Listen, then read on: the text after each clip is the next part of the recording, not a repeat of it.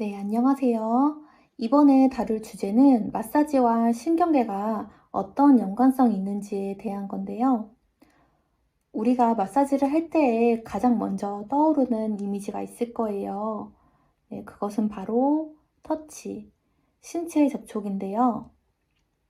우리의 촉감과 긍정적인 정서적 상태 사이에는 생물학적으로 연관성이 있다는 연구 결과가 있습니다. 우리는 사회생활 속에서 좋은 접촉으로 깊은 관계를 만들어 가기도 하지만 때로는 불쾌하고 적절치 못한 신체 접촉은 관계를 멀어지게 만들기도 합니다. 네, 이처럼 터치라고 하는 것은 우리의 감정 자체를 변화시킬 수 있는 강력한 힘을 가지고 있는데요. 이것은 접촉이 자율신경계에 미치는 영향이 분명히 존재한다는 것을 의미합니다.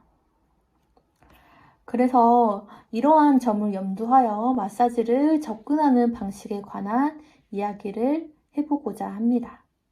자율신경계는 교감과 부교감으로 나뉘어지는데요. 이들은 우리의 스트레스 상황인 투쟁과 도피 반응, 그리고 보호와 회복 기능을 수행하고 있습니다. 그 신호는 우리가 무언가를 만질 때 피부에 있는 촉각 수용체가 뇌 중앙에 신호를 보내고 그 신호는 이 물체의 온도는 어떤지, 질감은 어떤지와 같은 느낌과 그리고 아기가 엄마 품에 들어가면 안정을 찾고 또 동물들을 만질 때 기분이 좋은 감정이 들죠. 이러한 감정의 두 가지로 나뉘어집니다. 이는 더 깊이 들어가 감각과 운동 기능을 갖는 미주신경까지도 얘기를 해볼 수 있겠는데요. 간단하게는 신체의 스트레스 반응을 억제하는 역할을 한다라는 정도로만 알고 계시면 좋을 듯 합니다. 그래서 우리가 지치고 힘들 때 누군가 안아주면 위로도 되고 또 좋아하는 사람과 붙어 있거나 그 사람의 채취를 느낄 때도 기분이 좋아지는 것 같은 경험을 해보셨을 겁니다. 이처럼 접촉이라는 것은 행복 호르몬이라고 하는 옥시토신을 분비하는데요. 이것에서 마사지가 신경계에 어떠한 영향을 미치는지, 그리고 좋은 마사지는 실제로 좋은 치료가 된다라는 것을 과학적인 근거를 가지고 이야기해 보려고 합니다. 이렇게 실제로 우리의 중추신경계가 척추 레벨별로 신체 부위와 연결이 되어 있습니다. 해서 통증을 유발하는 부위가 이러한 신경줄기를 타고 있다는 것을 알면 왜 손목 문제를 다룰 때 목도 살펴봐야 하고 허리 문제가 있을 때 엉덩이와 하체까지도 풀어야 하는지에 대해서 이해를 해볼 수가 있겠습니다. 이에 관련해서 우리 문화 중에도 그 전통 혼례식 보면 남자들 장가갈 때 발바닥을 막 때리잖아요. 그러한 것들도 실은 신경계적으로 근거가 있는 행위라고도 할 수 있겠죠. 우리가 느끼는 근육 통증의 문제도 신경계와 연결이 된다라고 볼 수가 있는데요. 흔히 근육이 뭉쳤다, 뻐근하다 라고 판단하는 트리거 포인트 현상 또한 신경계가 이를 감지해서 느끼는 고통이라고 볼 수 있는데요. 제가 생각하는 좋은 마사지는 받는 사람으로 해서 고통받고 억지로 참아내는 마사지보다는 호흡이 안정되고 편안함을 주는 것이 좋은 마사지라고 생각합니다. 그래서 통증이 느껴지는 부분을 너무 세게 자극하는 것은 신경계가 오히려 그 부분에 대해 더 집중시키는 방법이 되기 때문에 이러한 이유로 세게 자극하면 좋지 않다는 의견에 가까운 입장입니다. 첨언을 하자면 마사지업이라는 게 사실 법적으로 아직 그 경계가 애매하다는 점이 존재하기 때문에 문제를 더 키우면 안 된다는 것도 존재하거든요. 해서 이 행위를 함에 있어서 통증을 느끼는 부위를 직접 관리하기보다는 그 부위의 감각을 다른 곳으로 분산되게 할 수 있는 좋은 접촉을 제공하는 것이 현명하다 판단돼서 그렇게 일을 하고 있습니다. 이러한 근거를 가지고 진행하는 마사지는 과연 신경계에 어떤 작용을 할까요? 마사지는 손가락이나 주먹, 팔꿈치를 주로 이용하거나 또는 도구 같은 것을 이용해서 압력을 주게 되는데요. 사용하는 것에 따라 주는 느낌이 다 다릅니다. 대표적으로 마사지사들이 항상 손톱을 짧게 하고 손을 부드럽게 유지하기 위한 것도 바로 이 때문인데요. 관리에 있어서 최대한 편안하고 안정감을 줄 수 있는 요소들을 적용하는 것이 좋겠죠. 향이나 온도, 조명, 습도. 네, 저는 물론 운동을 너무 좋아해서 굳은 살이 생겨서 가끔 손님들에게 거친 느낌을 주기도 합니다. 그래서 그 점을 항상 죄송하게 생각하는데요. 네, 여튼 나의 물리적인 행위가 상대방에게 어떻게 느껴지게 할 것인가 하는 게 관건이 되겠습니다. 앞서 말한 우리의 뇌가 감각을 느끼게 되면 느낌과 감정의 두 가지 통로로 나뉘어진다고 하였는데요. 바로 이러한 점을 참고해서 적절한 테크닉을 연구해보는 것이 신경계에 좋은 영향을 줄 수 있는 마사지를 시행할 수 있다는 것이 되겠습니다. 통증을 비롯해서 스트레스 관리가 필요할 때와 같이 각각의 필요한 마사지 요법들이 존재합니다. 이것을 마사지 테크닉이라고 할 수 있겠죠. 대표적으로 압박법, 유연법, 고타법, 진동법, 신장법으로 나눠서 이를 응용해서 사용할 수 있습니다.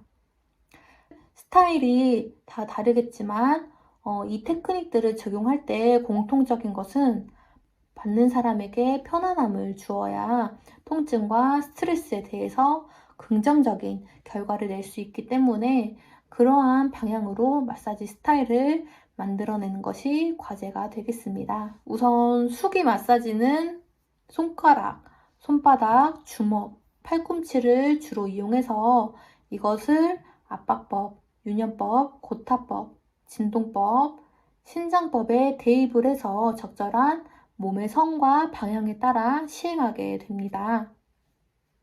차례대로 한번 살펴봐 볼게요. 먼저 압박법은 말 그대로 꾹 누르는 방식인데요. 네, 이런 식으로 이렇게 팔꿈치로 누를 수도 있고요. 네, 이 방식은 수축되어 있거나 긴장되어 있는 부분에 압박을 가해서 푸는 방식입니다. 손가락이나 손바닥으로 푸는 게 일반적이지만 때에 따라 체구가 크거나 면적이 넓은 곳은 팔꿈치를 이용하시면 되겠습니다. 유연법은 주무르는 방식으로 흔하게 우리가 사용하는 방법이 아닐까 싶습니다.